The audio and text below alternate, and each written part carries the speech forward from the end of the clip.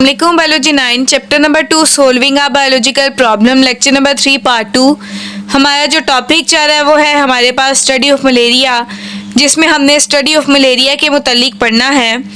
हमारा जो इससे प्रीवियस पार्ट था उसमें हमने पढ़ा था कि मलेरिया हमारे पास जो एक मेजर बायोलॉजिकल प्रॉब्लम की एग्जाम्पल है, जिसको हल करने के लिए हमने मुख्तलिफ बायोलॉजिकल मेथड इस्तेमाल करने हैं, बायोलॉजिकल मेथड के स्टेप इस्तेमाल करने हैं, जिससे हम किसी भी बायोलॉजिकल प्रॉब्लम को क्या कर सकते हैं, हल कर सकते हैं। इसके अलावा हमने पिछले टॉपिक में पढ़ा था, पिछले लेक्चर में पढ़ा था, हमारे पास 200 साल पहले बहुत से जो फिजिशियन डॉक्टर थे वो मलेरिया के बारे में जानते थे। वो मलेरिया के बारे में क्या जानते थे? वो सिर्फ इतना जानते थे कि मलेरिया एक बीमारी है जिसमें हमारे जो मुब्तला मरीज़ है उसको सिर्फ सर्दी लगती है और क्या होता है, फीवर होता है। उसके बाद हमने ये भी पढ़ा था कि मलेरिया 2 वर्ड्स पर मुश्तमिल है, mala means bad and aria means air. उसके बाद जो मलेरिया जो है हमारे पास वो स्टैगनेंट वाटर पीने की वजह से भी होता है, वो गंदे पानी की वजह से भी फैलता है। और उसके बाद हमने पढ़ा था कि इसका ट्रीटमेंट था। ट्रीटमेंट में बहुत से जो हमारे पास बायोलॉजिस्ट थे उन्होंने अपना अपना काम परफॉर्म किया था। उसके बाद हमने इसकी ऑब्जर्वेशन की थी, ऑब्जर्वेशन के बाद हमने डिडक्शन की थी और फिर हमने क्या किया था, एक्सपेरिमेंट किया था। तो उससे हमें ये पता चला था कि जो हमारे पास मलेरिया है वो बेसिकली किसकी वजह से होता है, प्लाज्मोडियम की वजह से होता है। प्लाज्मोडियम ही काज करता है किसको, मलेरिया को। तो आज जो हमारा टॉपिक है वो तो है हमारे पास स्टडी ऑफ मलेरिया ही, लेकिन इसमें हमने पढ़ना किसके बारे में है कि अगर तो मलेरियल पेशेंट के ब्लड में प्लाज्मोडियम है तो वो प्लाज्मोडियम एक मलेरियल पेशेंट के ब्लड में कैसे जाता है, तो ये हमने किस टॉपिक में पढ़ना है, आज के टॉपिक में पढ़ना है।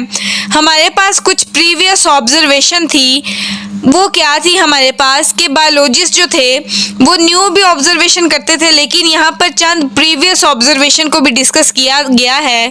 वो क्या है हमारे पास कि जो मलेरिया था वो एसोसिएटेड होता है किसके साथ, मार्शी प्लेसेस के साथ, दलदली इलाकों के साथ। और क्या था हमारे पास पिछले ऑब्जर्वेशन में कि जो हमारे पास ड्रिंकिंग वाटर ऑफ मर्शी प्लेसेस होता है वो हमारे पास वजह नहीं बनता किसकी, मलेरिया की।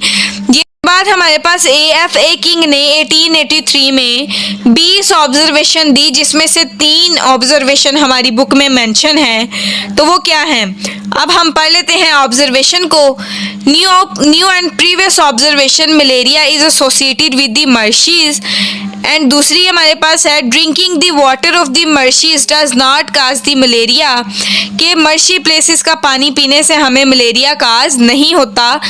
फिर क्या है, AFA किंग इन 1883 है हमारे पास AFA किंग जो कि एक बायोलॉजिस्ट थे।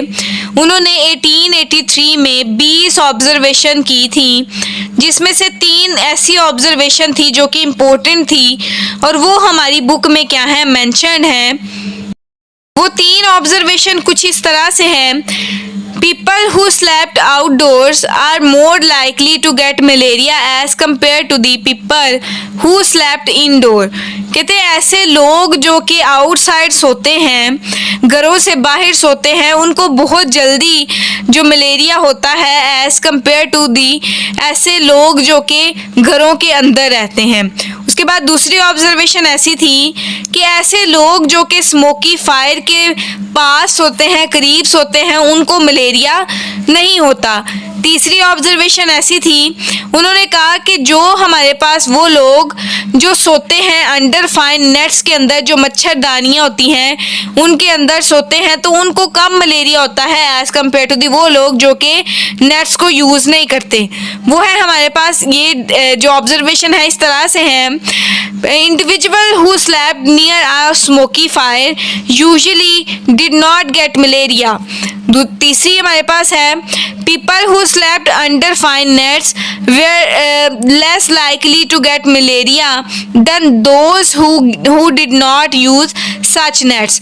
तो ये हमारे पास 3 ऑब्जर्वेशन थी. पहली ऑब्जर्वेशन इस तरह से थी कि वो लोग जो बाहर सोते हैं उनको जल्दी मलेरिया होता है और ज़्यादा मलेरिया होता है एज़ कम्पेयर टू वो लोग जो कि अंदर सोते हैं घरों के. दूसरी थी हमारे पास वो लोग जो स्मोकी फायर के पास सोते हैं उनको मलेरिया नहीं होता. जो हमारे पास तीसरी थी वो कुछ इस तरह से थी कि वो लोग जो फाइन नेट्स यूज़ करते हैं उनको मलेरिया कम होता है, वो जो लोग जो फाइन नेट्स यूज़ नहीं करते उनकी निस्बत. तो इससे हमारे पास ये थी हमारे पास ऑब्जर्वेशन. अब हमने एक इसकी हाइपोथेसिस बनानी है, टेंटेटिव स्टेटमेंट बतानी है. वो स्टेटमेंट इस तरह से है कि मॉस्कीटो ट्रांसमिट करता है प्लाज्मोडियम को और वही वजह बनता है किसकी, स्प्रेड ऑफ मलेरिया की, वही मलेरिया के फैलाव में हेल्प करता है. Mosquitoes transmit plasmodium and so are involve in the spread of malaria. इससे हमने क्या हमारा जो तीसरा स्टेप होता है वो ये होता है कि डिडक्शन क्रिएट करना. डिडक्शन में मैंने आपको बताया था पहले लेक्चर में ही जब हम मेथड पढ़ रहे थे किसी भी बायोलॉजिकल प्रॉब्लम को हल करने के लिए, तो हमने बताया था कि डिडक्शन हमारे पास डिडक्शन में इफ़ एंड देन का वर्ड यूज़ होता है और वो एक हमारे पास स्टेटमेंट बनती है. तो वो हमारे पास क्या है, if the mosquito is involve in the spread of malaria then plasmodium should be present in the mosquito. तो ये हमारे पास है कि अगर तो प्लाज्मोडियम वजह बनता है मलेरिया के फैलाव की, तो फिर हर मलेरियल पेशेंट के ब्लड में हमारे पास क्या होना चाहिए, प्लाज्मोडियम मौजूद होना चाहिए.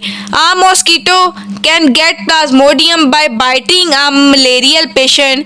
और हमारे पास जो मॉस्कीटो है वो प्लाज्मोडियम को कैसे लेता है, वो इस तरीके से लेता है कि वो बाइट करता है किसी भी मलेरियल पेशेंट को और वो जो प्लाज्मोडियम मौजूद होता है मलेरियल पेशेंट के अंदर उसको क्या कर लेता है, जज्ब कर लेता है ताकि वो किसी दूसरे हेल्दी पर्सन को बाइट करे और उसके अंदर अपना प्लाज्मोडियम क्या करे, इंजेक्ट करे.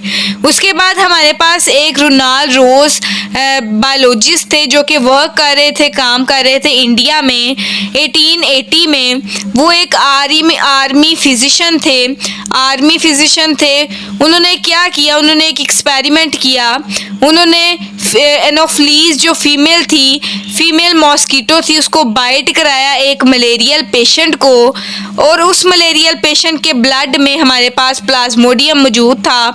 फिर उसको उन्होंने कुछ दिन रखा और कुछ दिन के बाद उस मॉस्कीटो को किल किया. तो उन्होंने देखा कि उस मॉस्कीटो के खून में प्लाज्मोडियम अपनी तादाद को क्या कर रहा था, बढ़ा रहा था, मल्टीप्लाई हो रहा था. और वो कहाँ किस जगह पे मल्टीप्लाई कर रहा था, अपने आप को स्टमक में. और फिर वो जो स्टमक से जो हमारे पास प्लाज्मोडियम था वो किस में ट्रांसफ़र हो रहा था, स्लाइवरी ग्लैंड में. तो ये उन्होंने किया. वो फिर जब उन्होंने ये एक्सपेरिमेंट परफॉर्म किया तो वो जो हमारे पास एक मॉस्कीटो था वो इन्फेक्टेड मॉस्कीटो बन चुका था. तो ये हम पढ़ लेते हैं थोड़ा.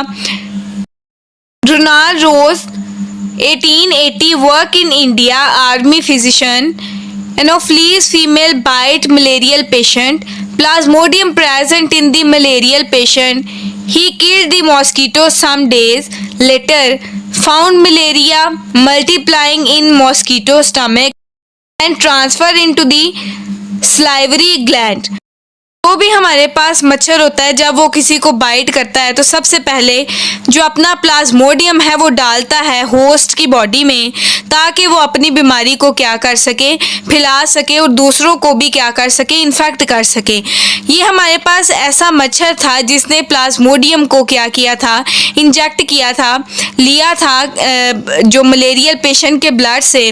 अब ये हमारे पास क्या हो रहा था, मल्टीप्लाई हो रहा था प्लाज्मोडियम इसके स्टमक में, जो कि किधर ट्रांसफ़र हो रहा था, स्लाइवरी ग्लैंड में.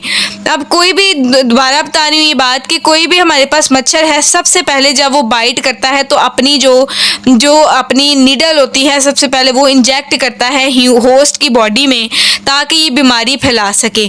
वो हमारे पास जो मच्छर होता है उसे हम क्या कहते हैं, इन्फेक्टेड मॉस्किटो, जो कि हमारे पास प्लाज्मोडियम को क्या कर गया होता है, जज्ब कर गया होता है मलेरियल पेशेंट की बॉडी से। अब हमारे पास फिर एक्सपेरिमेंट इन्होंने किया। इन्होंने क्या किया, इन्होंने क्यूलेक्स लिया जो कि हमारे पास फीमेल मॉस्किटो थी, उसको बाइट कराया किसको, स्पैरो के साथ। अब वो जो स्पैरो थी हमारे पास वो क्या हो चुकी थी, इन्फेक्टेड स्पैरो हो चुकी थी।